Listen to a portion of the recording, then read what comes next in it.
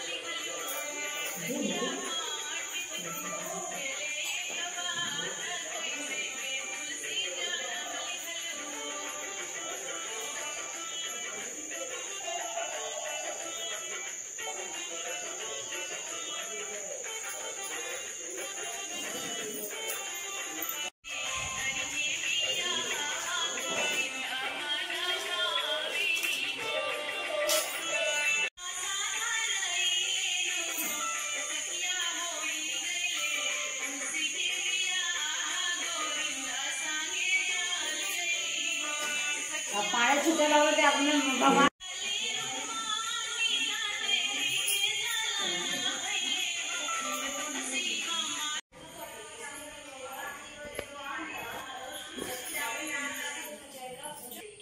इस बार पूर्णिमा तिथि 4 नवंबर मंगलवार को रात 10:37 से शुरू हो रही है।